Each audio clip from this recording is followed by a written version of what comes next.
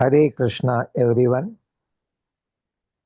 पुरुषोत्तम मास के अवसर पर हम एक कृष्ण के ऊपर अच्छे गीत, बहुत ही सुंदर गीत हम सीखने जा रहे हैं।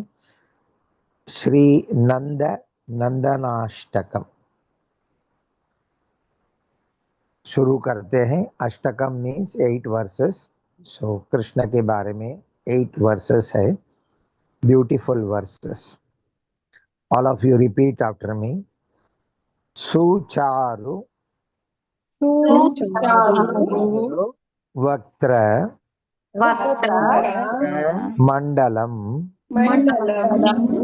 Sukarn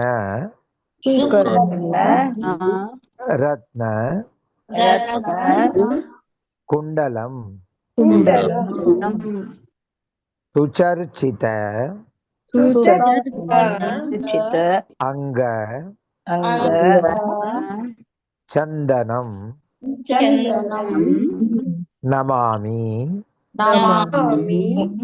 नंदनंदनम। Translation: I bow to Sri Krishna, the son of Nanda, whose face is exceedingly beautiful, whose lovely ears are adorned with jeweled earrings, and whose body is beautifully anointed with sandalwood paste. Now let us learn the shloka. Sucharu Vaktra Mandalam.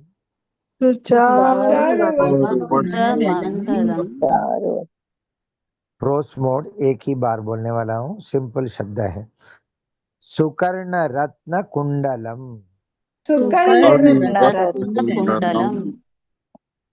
सुचर्चितांग Chandanam.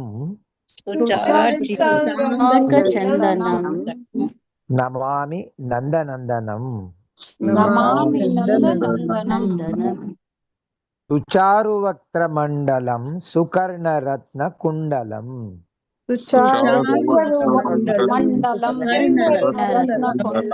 सुचर्चितांग Chandanam Namami नंदनंदनम।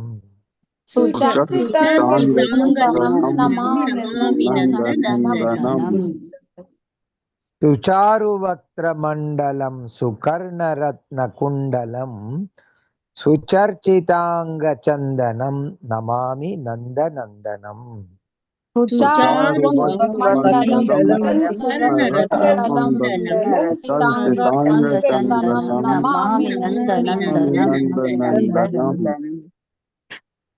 सुचारु वक्त्र मंडलम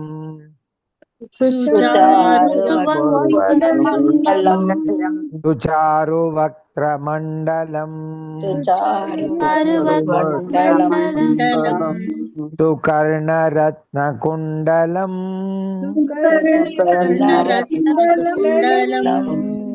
सुकर्ण रत्न कुंडलम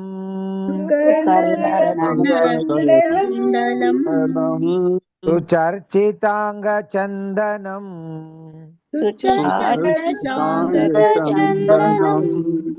सुचर्चितांग चंदनम नमामि नंदनंदनम। नमामि नंदनंदनम।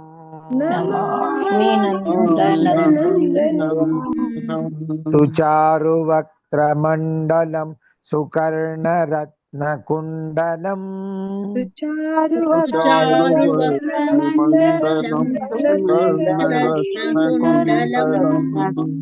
सुचारु वक्त्र मंडलम सुकर्ण रत्न कुंडलम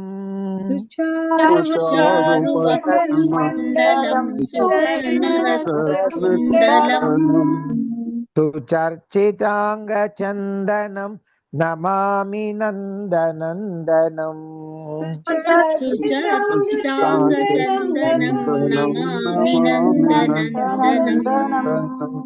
सुचर्चितांग संदनम नमामि नंद नंदनम सुचर्चितांगचन्दनं नमामि नन्दनन्दनम्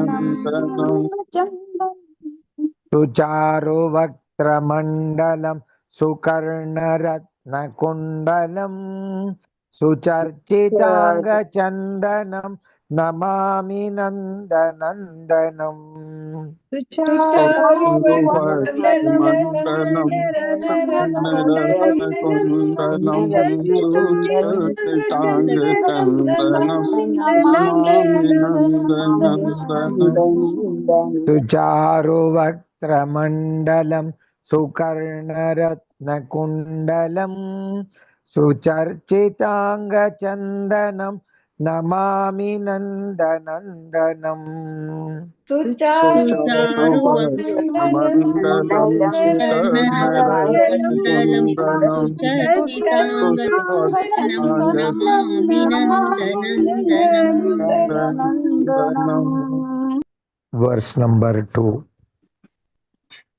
सुदीर्घ नेत्र पंकजम शिखी सिखी नहीं शिखी शिखंड मूर्धजम अनंग कोटि Mohanam Namami नंदनंदनम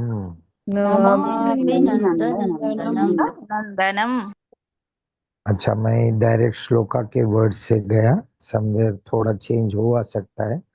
anyway, translation. I bow to Sri Krishna, the son of Nanda, whose long lotus-like eyes are beautiful, who wears a peacock feather upon his head, and whose beauty enchants millions of cupids. Let us learn by dividing shloka into 4 parts. In the prose mode first. सुदीर्घ नेत्र पंकजम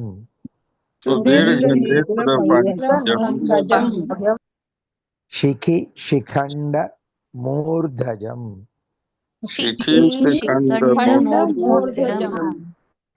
अनंग कोटि मोहनम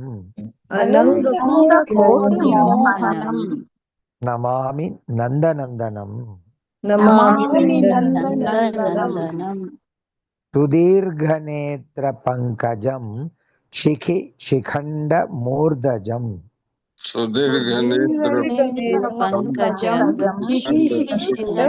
मूर्धजम अनंग कोटि मोहनम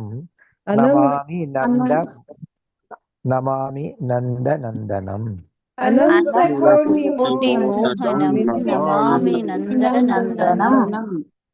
पूरा श्लोक. सुदीर्घ नेत्र पंकजम शिखि शिखंड मूर्धजम अनंग कोटि मोहनम नमामि नंदनंदनम. सुदीर्घ नेत्र पंकजम शिखंड मूर्धजम अनंग कोटि Namami नंदनंदनम. Translation. I bow to Sri Krishna, the son of Nanda, whose long lotus-like eyes are beautiful. हो गया translation? ठीक है. I am sorry. Long lotus-like are beautiful, and who wears a peacock feather upon his head, and views beauty enchants the millions of cupids. Let us learn in the tune. सुदीर्घ नेत्र पंकजम सुदीर्घ नेत्र पंकजम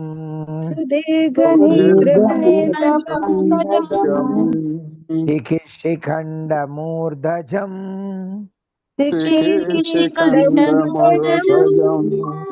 शिखे शिखण्डमूर्धजम् शिखण्डमूर्धजम् अनङ्गकोटिमोहनम् अनङ्गकोटिमोहनम् अनङ्गकोटिमोहनम् अनङ्गकोटिमोहनम् नमामि नन्दनन्दनम् नमामि नन्दनन्दनम् नमामि नन्दनन्दनम् नमामि नन्दनन्दनम् सुदीर्घनेत्रपङ्कजं शिखण्डमूर्धजम् सुदीर्घनेत्रपङ्कजम् शिखण्डमूर्धजम् सुदीर्घनेत्रपङ्कजं शिखण्डमूर्धजम् सुदीर्घनेत्रपङ्कजम् शिखण्डमूर्धजम् अनङ्गकोटिमोहनं नमामि नन्दनन्दनम् अनङ्गकोटिमोहनम् नमामि नन्दनन्दनम् अनङ्गकोटिमोहनं नमामि नन्दनन्दनम् अनङ्गकोटिमोहनम् नमामि नन्दनन्दनम् पूरा श्लोक सुदीर्घनेत्रपङ्कजं शिखण्डमूर्धजम् अनङ्गकोटिमोहनं नमामि नन्दनन्दनम् सुदीर्घनेत्रपङ्कजम् शिखण्डमूर्धजम् अनङ्गकोटिमोहनम् नमामि नन्दनन्दनम् सुदीर्घनेत्रपङ्कजं शिखण्डमूर्धजम् अनङ्गकोटिमोहनं नमामि नन्दनन्दनम् सुदीर्घनेत्रपङ्कजम् शिखण्डमूर्धजम् अनङ्गकोटिमोहनम् नमामि नन्दनन्दनम् तीसरा वर्ष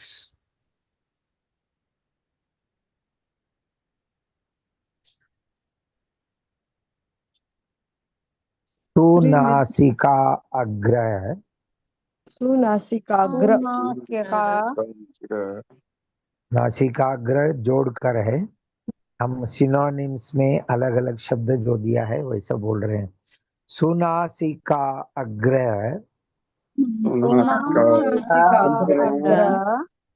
मौक्तिकम स्वच्छंद दंत पंक्तिकम नव अम्बुद अंग चिक्कणम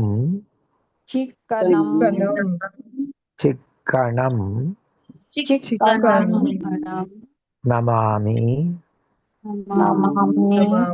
नंदनंदनम। Translation: I bow to Sri Krishna, the son of Nanda, whose nose is adorned with a pearl ornament, whose rows of teeth are very charming, and whose smooth dark body resembles a fresh rain cloud. Let us learn in the prose mode. Sunasikagra Mautikam. Sunasikagra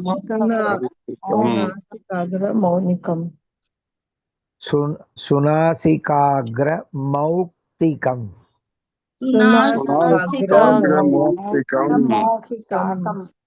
Swachanda Danta Panktikam.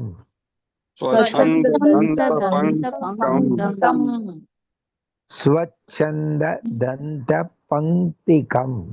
स्वच्छन्ददन्तपङ्क्तितम् उधर stress देना है, स्वच्छंद बोलो मत, स्वच्छंद ऐसा बोलना है।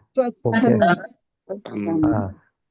नवाम्बुदांग चिक्कणम नवाम्बुदाङ्गचिक्कणम् नमामि नंदनंदनम। Namami नन्दनन्दनम् line by line. सुनासिकाय मौक्तिकम स्वच्छंद दंत पंक्तिकम।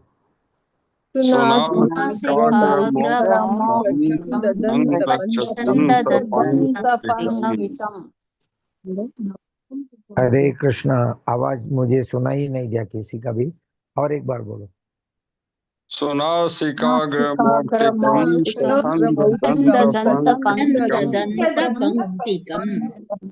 नवाम्बुदांग चिक्कणम नमामि नंदनंदनम।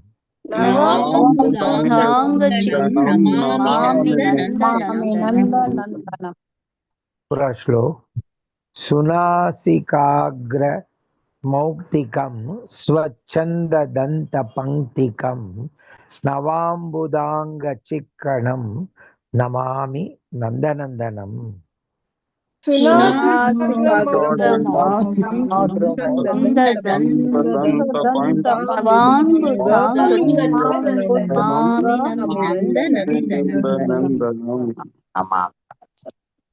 लून में सीखेंगे। सुनासिकाग्र मौक्तिकम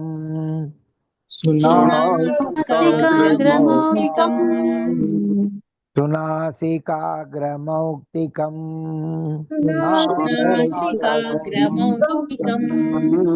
स्वच्छंद दंत पंक्तिकम स्वच्छंद दंत पंक्तिकम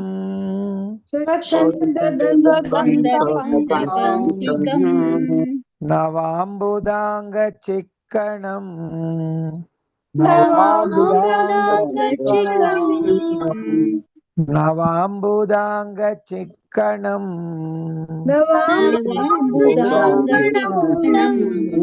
नमामि नंदनंदनम।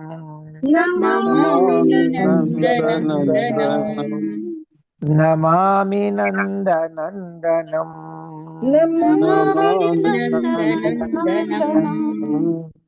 सुनासिकाय मौक्तिकम स्वच्छंद दंत पंक्तिकम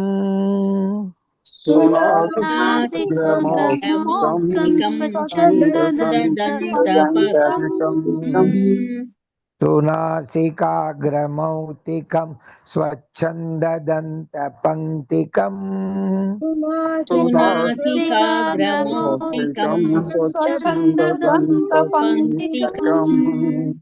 नवाम्बुदांग चिक्कणम नमामि नंदनंदनम। नवाम्बुदांग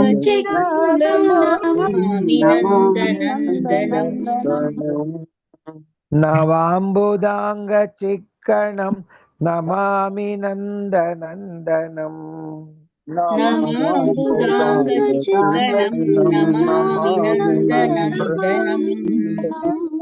पूरा श्लोक। सुनासिकाग्र मौक्तिकम स्वच्छंद दंत पंक्तिकम नवाम्बुदांग चिक्कणम नमामि नंदनंदनम। सुनासिकाग्र मौक्तिकम स्वच्छंद दंत पंक्तिकम नवाम्बुदांग चिक्कणम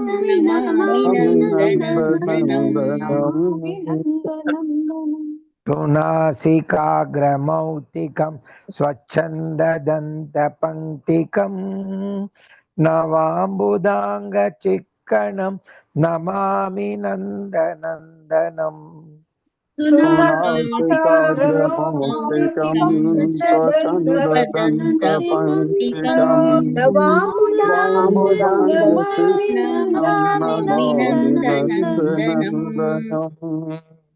वर्ष number 4।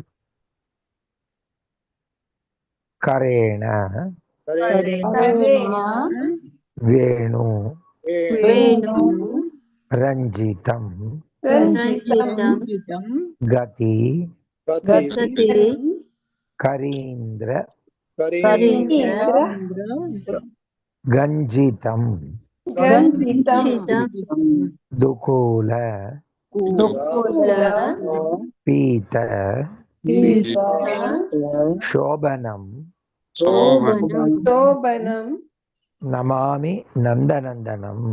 Namami नन्दनन्दनम् Translation: I bow to Sri Krishna, the son of Nanda Maharaj, who is beautified by holding a flute in his hand, whose graceful gait surpasses that of the king of elephants, and who shines splendidly in yellow silk garments. तो 4 part में divide करके सीखेंगे.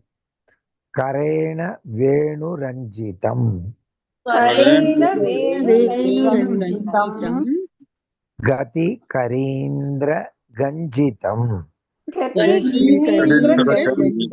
गतिरञ्जितं दुकूल पीत शोभनम, दुःखुलपीतशोभनं नमामि नंदनंदनम.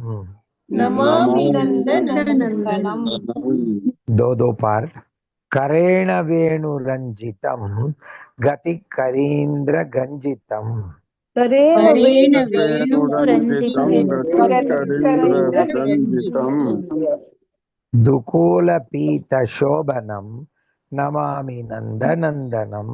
दुकूलपीतशोभनं नमामि नन्दनन्दनम्. पूरा श्लोक. करेण वेणु रंजितम, गति करीन्द्र गंजितम, दुकूल पीत शोभनम, नमामि नंदनंदनम.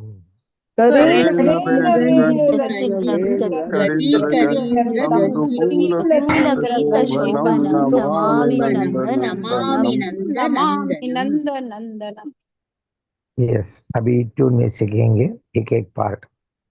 करेण वेणु रंजितम, करेण वेणुरञ्जितं करेण वेणु रंजितम, करेण वेणुरञ्जितं गति करीन्द्र गंजितम, गतिकरीन्द्ररञ्जितं गति करीन्द्र गंजितम, गतिकरीन्द्ररञ्जितं दुकूल पीत शोभनम,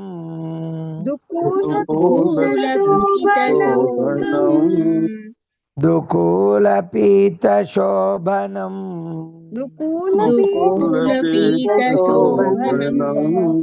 नमामि नंदनंदनम.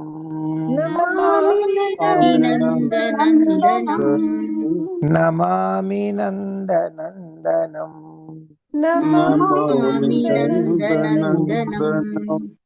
Line by line. करेण वेणु रंजितम, गति करीन्द्र गंजितम, करेण वेणुरञ्जितं गतिकरीन्द्ररञ्जितं करेण वेणु रंजितम, गति करीन्द्र गंजितम, करेण वेणुरञ्जितं गतिकरीन्द्ररञ्जितं. फर्स्ट पार्ट और सेकंड पार्ट सिमिलर है, सिर्फ लास्ट शब्द फर्स्ट पार्ट में नॉर्मल में रहेगा, सेकंड पार्ट में थोड़ा ऊपर लेना है, because we have to the third part में ऊपर के आवाज में है. दुकूल पीत शोभनम, नमामि नंदनंदनम. दुकूल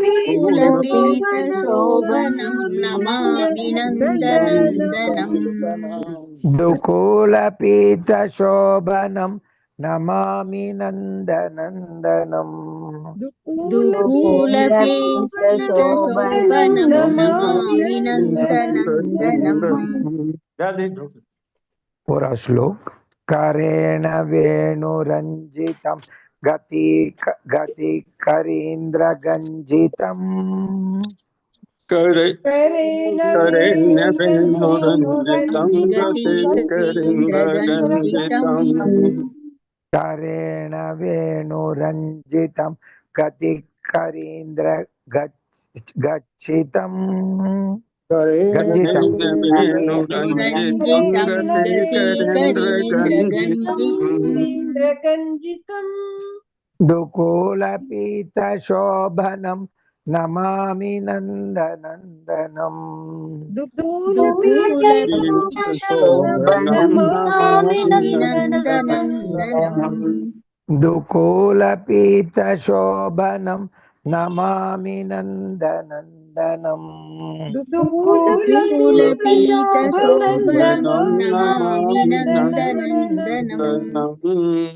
पूरा श्लोक करेण वेणुरञ्जितं गतिकरीन्द्रगञ्जितं दुकूलपीतशोभनं नमामि नन्दनन्दनम् करेण वेणुरञ्जितं गतिकरीन्द्रगञ्जितं दुकूलपीतशोभनम्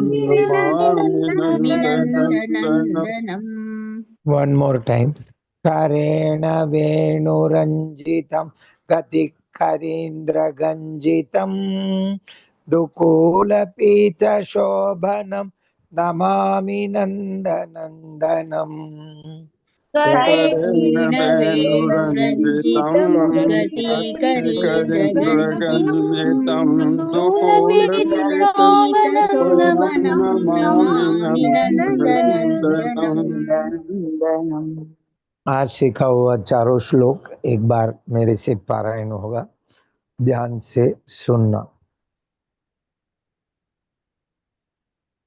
श्री नंद नंदनाष्टकम श्लोका वर्सेस 1 to 4। सुचारु वक्त्रमण्डलं सुकर्णरत्नकुण्डलं सुचर्चिताङ्गचन्दनं नमामि नन्दनन्दनम् सुदीर्घनेत्रपङ्कजं शिखण्डमूर्धजम् अनङ्गकोटिमोहनं नमामि नन्दनन्दनम्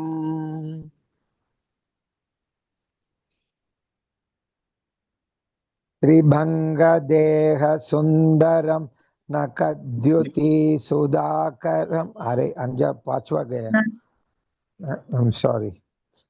सुनासिकाग्रमौक्तिकं स्वच्छन्ददन्तपङ्क्तिकं नवाम्बुदाङ्गचिक्कणं नमामि नन्दनन्दनम् करेण वेणुरञ्जितं गतिकरीन्द्रगञ्जितं दुकूलपीतशोभनं